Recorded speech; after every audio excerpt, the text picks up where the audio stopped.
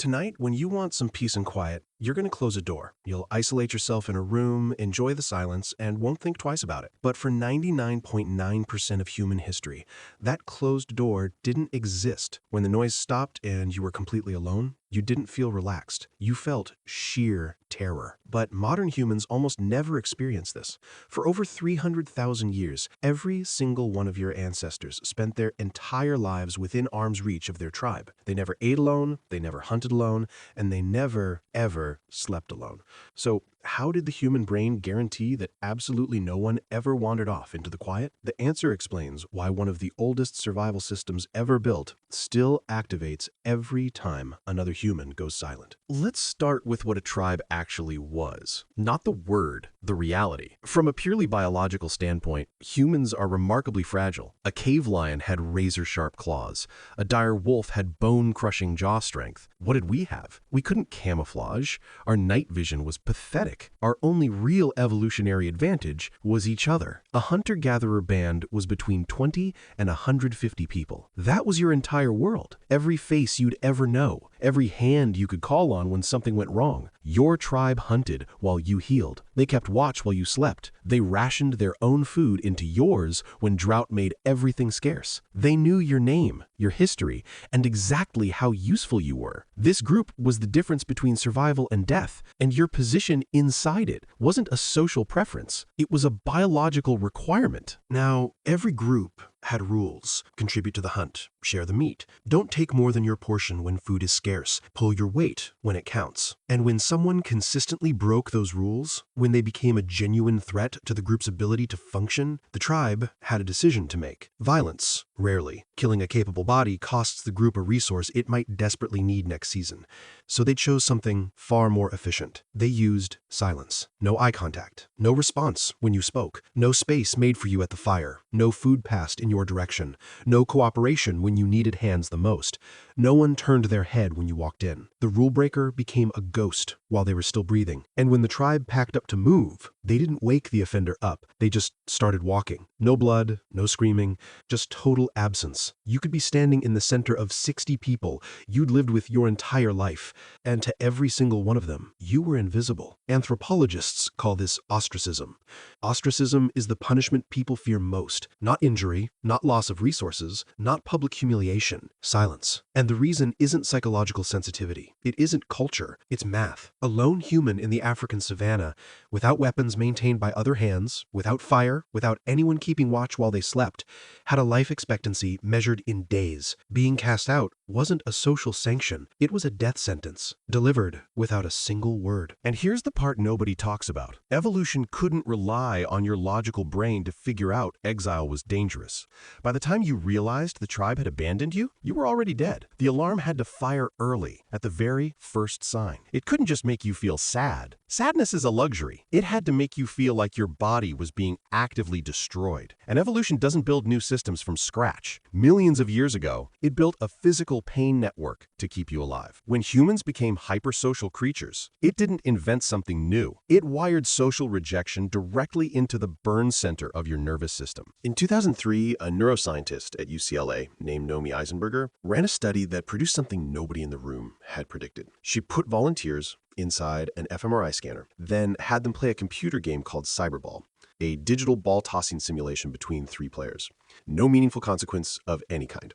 The volunteers thought they were playing with 2 real people, and at a specific predetermined moment, without warning or explanation, the other players just stopped including them. No argument, no reason, no confrontation. The ball simply stopped coming back. The brain scans showed something that changed the field. The dorsal anterior cingulate cortex activated. That's the brain's primary processor of physical pain, the region that fires when you break a bone, when a burn goes deep enough to scar. And it activated identically with the same neural signature in response to being left out of a meaningless digital game by strangers with absolutely nothing real at stake. Your brain doesn't have 2 different alarm systems. It uses the exact same biological hardware for physical injury and social rejection. Because for most of human history, they had the same consequences. So the brain never built a separate calmer circuit for social rejection. The alarm fires first, you figure out if it was real later. Then in 2010, psychologist Nathan Dewall pushed that finding further. He took a group of volunteers dealing with severe heartbreak and gave them something unexpected, not therapy, not counseling, just a standard dose of Tylenol.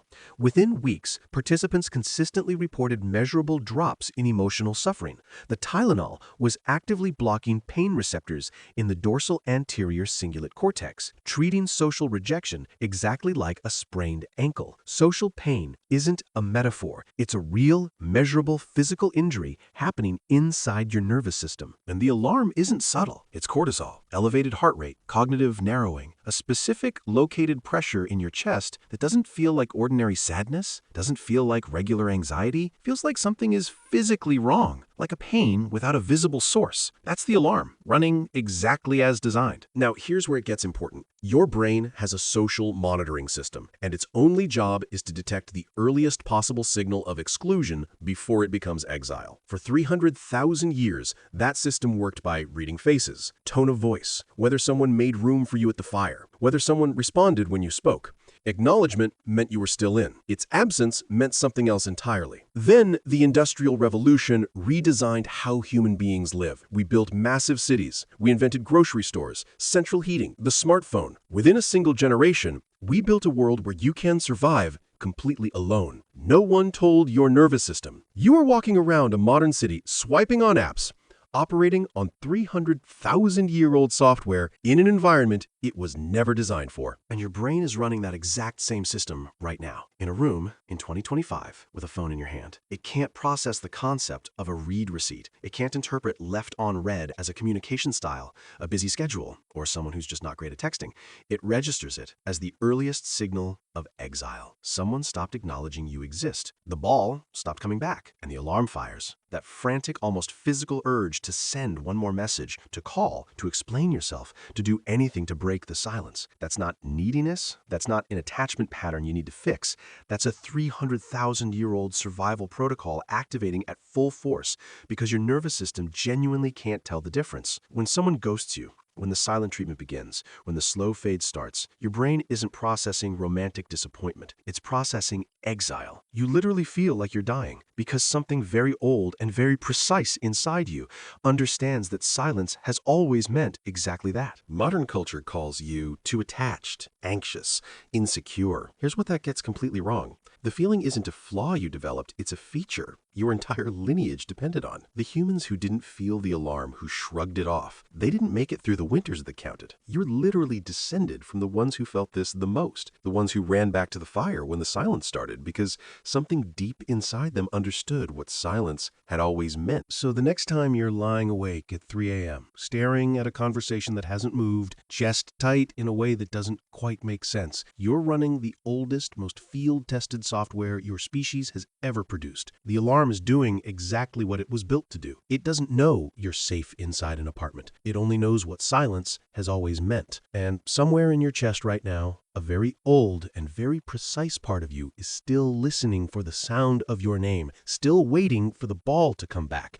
still trying to find its way home to the fire. That's not something that needs to be fixed. That's the oldest thing inside you, and it's working perfectly. But if the fear of losing someone can be this powerful, what happens to your judgment once you're emotionally attached? Subscribe and watch the next video to find out.